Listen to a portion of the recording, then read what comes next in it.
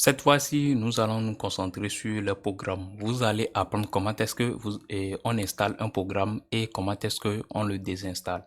Vous allez voir la différence entre les programmes offline et online, aussi par rapport à l'architecture de votre processeur. Donc, nous allons directement commencer par l'architecture. L'architecture, c'est la façon dont votre processeur est construit. Généralement, il y a deux types d'architecture. Vous avez 32 bits et 64 bits. Ici, nous sommes sur un système de 64 bits. Donc, lorsque je dois installer un programme, je vais choisir 64 bits pour ne pas avoir de problème. Si c'est sur 30 et 32, choisissez 32. Je vais vous apprendre comment est-ce que on vérifie ça. Vous venez sur ce PC, vous cliquez sur Propriétés. Vous venez en bas. Vous allez voir, attendez, c'est ici. Type de système. Système d'exploitation 64 bits, processeur 64 bits. Aussi, ça dépend aussi du type de système qui est installé. Sur des processeurs de 64 bits, certaines personnes peuvent installer 32 bits. Ça dépend. Donc, lorsque vous voyez ça 64 bits, préférez les programmes de 64 bits. Il y a des systèmes qui sont en 32 bits. Gardez ça en tête aussi. Donc, supposons que je vais télécharger un programme. Je vais le télécharger. Vous voyez, Firefox, on me demande si je préfère 32 bits. Je suis sur Windows 32 bits ou bien Windows, attendez, c'est quoi? 64 ou bien 32 ici. Donc, lorsque moi je vais télécharger, je vais choisir 64. Et c'est ça que j'ai ici. Maintenant, la différence entre ces deux programmes, c'est ici, il s'agit d'un programme online et de ce côté d'un programme offline. Quelle est la différence? Regardez bien la taille. Lorsque je mets mon curseur dessus en bas ici, la dernière information, là où il est écrit taille, vous voyez 60 mégas ou bien 62 mégas. Ici, 300 kHz et ça ne fait même pas 1 méga. Donc, mais pourtant, c'est les mêmes programmes. Pourquoi cette différence de taille? Parce que celui-ci, il ne contient pratiquement pas d'informations. Il va aller sur Internet avant de télécharger le programme et l'installer, alors que celui-là va l'installer directement. Pour ce genre de programme, il suffit simplement de cliquer, appuyer sur une fois sur suivant ou bien une fois ou deux et tout se fait tout seul. Donc, c'est facile. Ce qui va nous intéresser, c'est les programmes offline. Vous cliquez dessus. Ça va prendre un certain temps à fonction de votre ordinateur. Comme je suis sur un système virtualisé, la lenteur se fait sentir. Donc, ça va extraire premièrement le programme et ça va vous demander de l'installer. Lorsque vous installez les programmes, soyez attentif à ce que vous autorisez ou pas. Ça demande l'autorisation, on accepte. Soyez vraiment attentif. On appuie sur suivant. Est-ce qu'on veut une version standard ou personnalisée? Personnalisée, si vous avez de l'expérience. Standard, si vous n'avez pas d'expérience et que vous ne voulez pas avoir de soucis avec ça. Tous les deux fonctionnent. Ici, il s'agit de choisir quelle version est plutôt l'endroit où. Non. Il me montre directement l'endroit où il va s'installer. Sauf que moi, je l'ai déjà installé avant. Donc, c'est pour ça qu'il me demande mise à jour. Sinon, vous aurez installé ici. C'est pas ça qui va m'intéresser, moi. Donc, pratiquement, on a terminé. Si je clique sur mise à jour, on a terminé. Mais comme moi, je l'ai, je vais pas le faire. Normalement, on va vous demander sur certains programmes de cocher. Vous aurez un ensemble de contrats ici. On va écrire en bas, j'accepte le contrat, je n'accepte pas. Souvent, lisez ça. Personne ne le lit en réalité, mais ça permet d'éviter certaines surprises désagréables. Donc, faites attention à ça. Donc, comme ça, vous savez déjà installer un programme. Maintenant, nous voulons le désinstaller. Supposons que j'ai plus envie de l'utiliser. Ça me permet attendez un peu. Voilà, vous voulez désinstaller. Vous pouvez à partir d'ici choisir le programme et vous cliquez sur désinstaller. Ou bien vous faites et vous venez dans paramètres. Je vous montre les deux méthodes pour que vous sachiez où se trouvent les options. Vous allez venir sur application et fonctionnalités. Vous venez en bas et vous allez chercher Firefox. Nous allons désinstaller Firefox. Vous pouvez voir la version du logiciel ici. Il s'agit du 127. Donc, vous pouvez voir lorsque vous cliquez sur les logiciels, vous voyez directement leur version en bas. Vous allez simplement venir cliquer sur désinstaller, vous cochez. Ça va vous demander les autorisations. Vous cochez, vous cochez, vous cochez. Il me demande de réparer. On peut le réparer. S'il y a des soucis, moi je veux le désinstaller. Désinstaller. Donc c'est assez simple comme ça pour désinstaller un programme. Il y a certains programmes qui peuvent pas être désinstallés. Généralement, c'est ceux intégrés à Windows.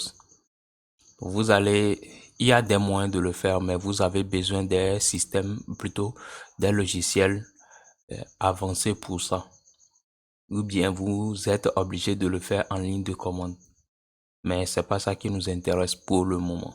Donc, ça c'est déjà fini.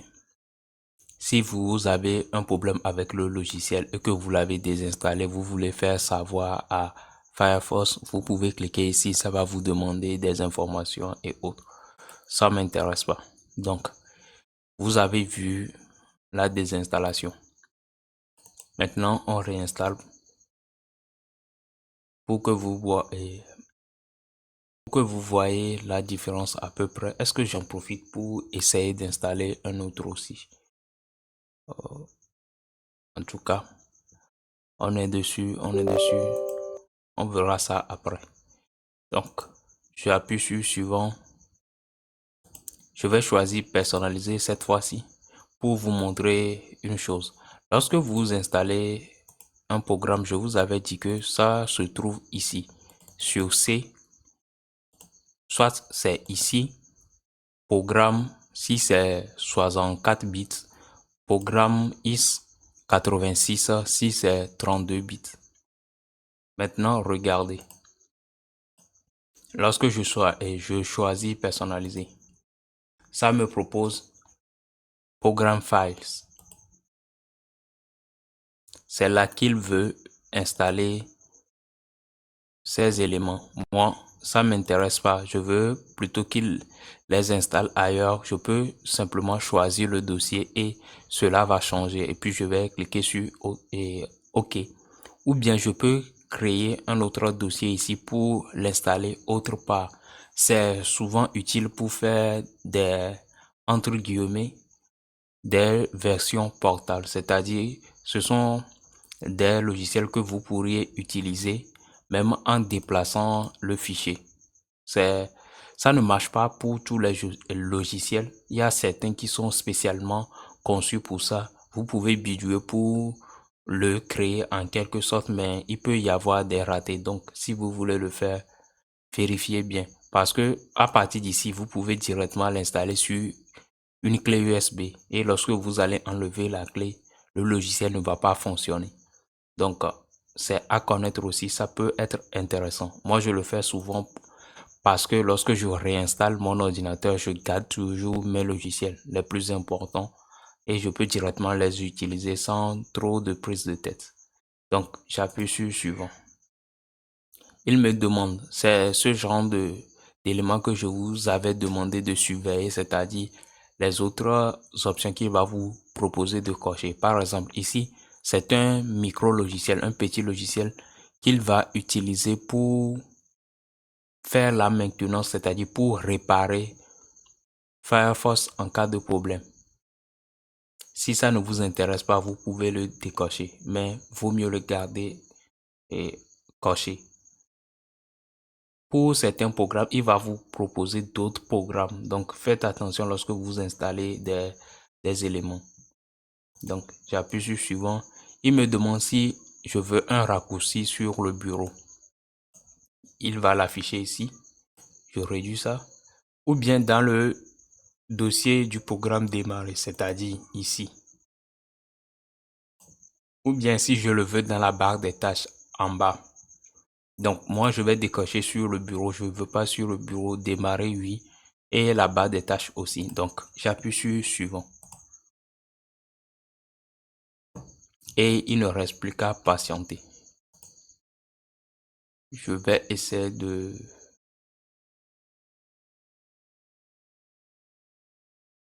Ok, on attend. On laisse ça d'abord.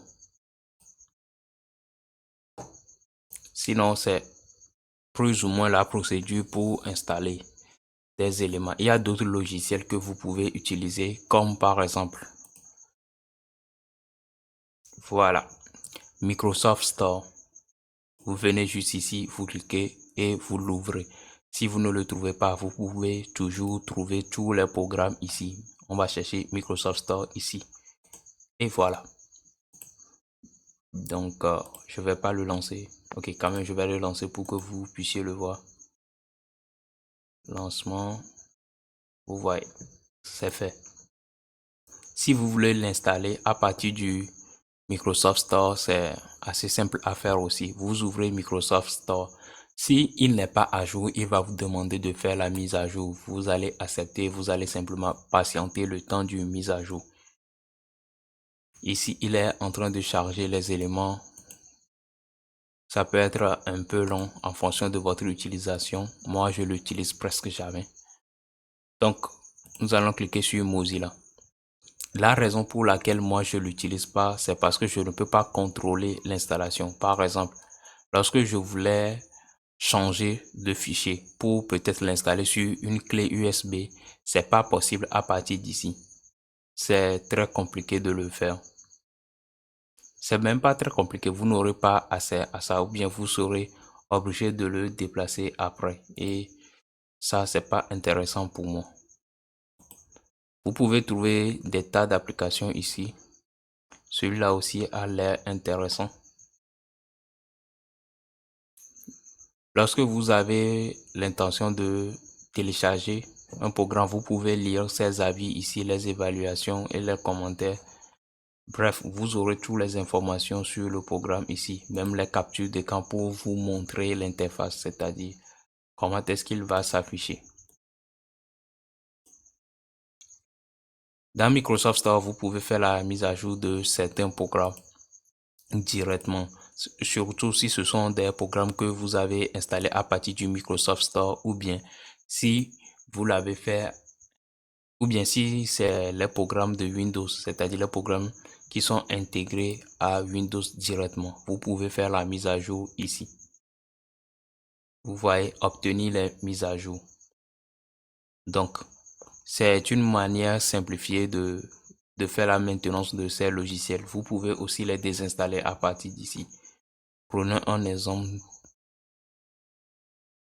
Le souci, c'est que la majorité des éléments ici, je pense même pas qu'on peut les désinstaller.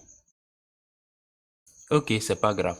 Vous le ferez directement dans les paramètres si nécessaire. C'est fini pour cette partie sur l'installation. Nous voici à la fin de cette séance. Si vous avez aimé, n'hésitez pas à liker et à partager avec vos amis aussi. Ça aide beaucoup la chaîne. Et à plus pour de nouvelles vidéos.